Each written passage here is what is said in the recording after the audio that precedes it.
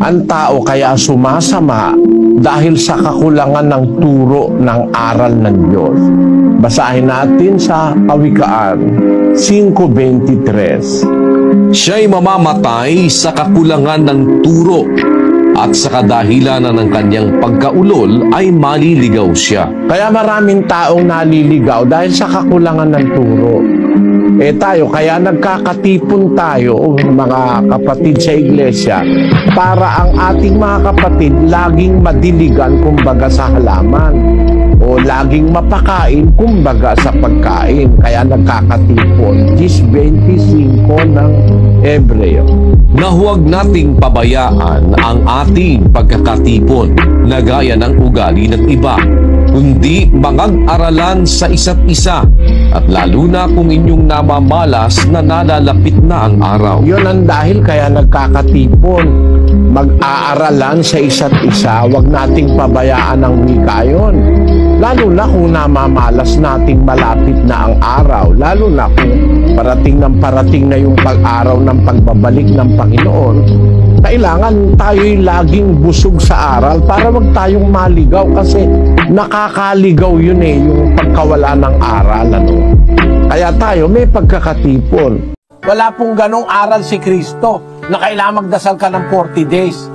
Kasi yung namatay, hindi na dapat ipagdasal yon. Nasa kamay na ng Diyos yun. Paano mo pang ipagdadasal? Bahala na Diyos doon. Basahin natin ang 12 Gs ng Job.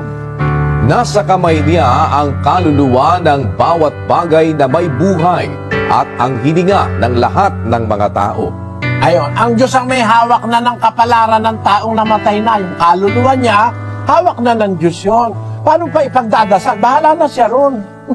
Wala kang mababasa sa Biblia, ang mga apostol nagdasal para sa patay. Walang dasal para sa patay. Ang ipinagdadasal, yung buhay. Yung nagkakamali, yung nagkakasala, ipapagdasal mo sa Diyos. 5:16 ng unang Juan. Kung makita ng sino man na ang kaniyang kapatid ay nagkakasala ng kasalanang hindi ikamamatay, ay idalangin siya at bibigyan siya ng Diyos ng buhay na ukol sa mga nagkakasala ng hindi ikamamatay. May kasalanang ikamamatay, hindi tungkol dito ang sinasabi ko na idalangin niya. Nakita mo kapatid, ang idadalangin mo yung kapatid na nagkakasala ng kasalanang hindi naman mortal, yung hindi ikamamatay. Yun ang ipapanalangin, pero yung patay, hindi na ipinapanalangin yun. Nasa kamay na ng Diyos ang kapalaran ng isang taong patay. Sana naunawaan mo.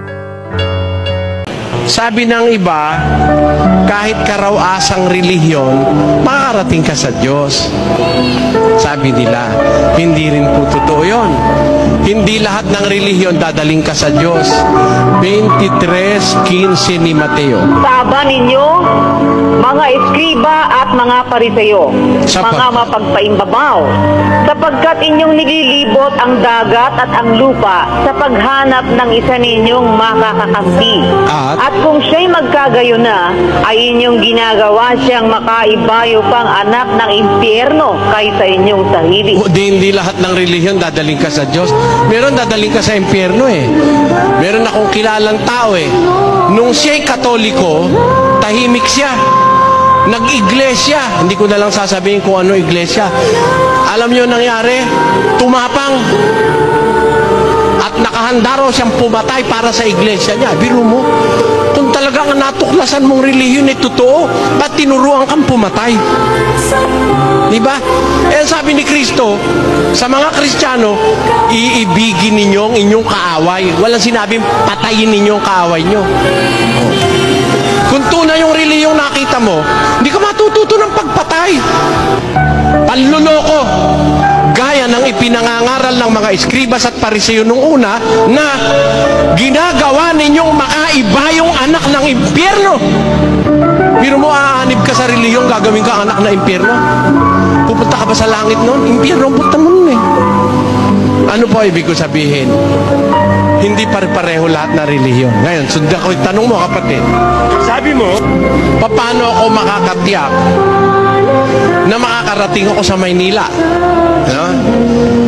Unang-una, kung sasakay ka sa Maynila, hindi naman lahat ng bus sa Legazpi Terminal, sasakyan mo. Hindi naman lahat ng bus papunta sa Maynila eh. Meron siguro papunta sa Sorsogon. Unang-una man dapat gawin, pagpunta ka sa Manila, tignan mo muna yung signboard ng bus. Manila. Yan. Oh. Pupunta ka sa Diyos. Tignan mo muna signboard. Ano ba iglesia yan? Iglesia Katolika Apostolika Romana. Ay, sa Roma, punta mo niyan. Ang signboard mo, mali eh. Gusto mong pumunta sa Diyos, anong signboard? Iglesia ng Diyos. Yun ang daladala kong pananampalataya. Bakit?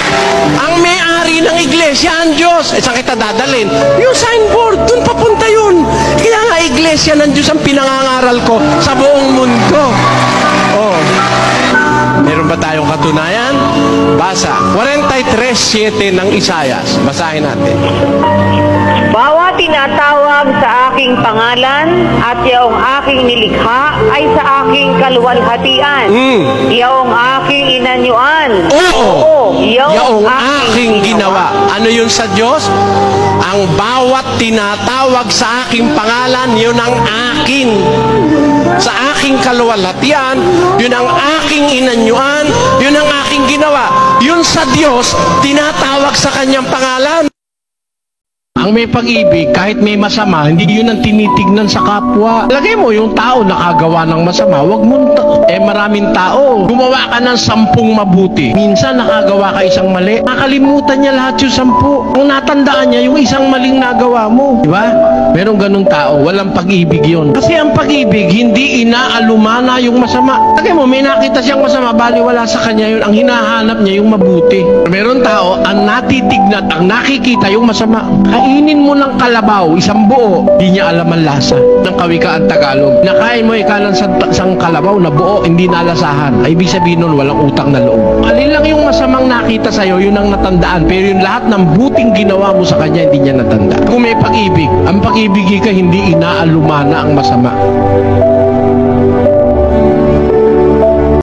Pala nahihirapan tayo, huwag tayo magreklamo. Buisit na buhay to, buisit na bahay to. Ba't ganun? Yung buhay ang buisit, bigay ng Diyos yun. Kaya ka buhay, bigay ng Diyos yun. Puro na lang kahirap, puro problema. Hindi mo ba alam na ang Diyos ang nasasaktan mo ang kalooban?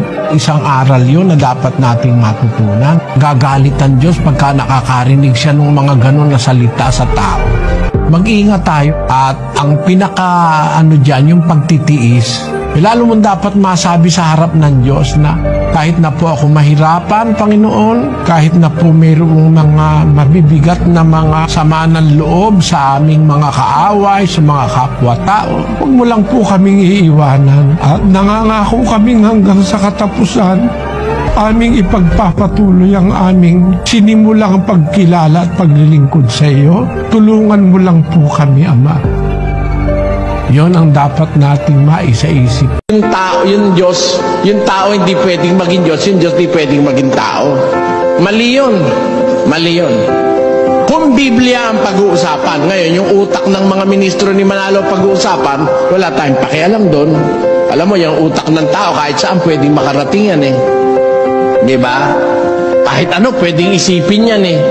Mas mataas pa nga nasa naiisip ng isip ng tao yung minsan yung realidad sa katotohanan eh.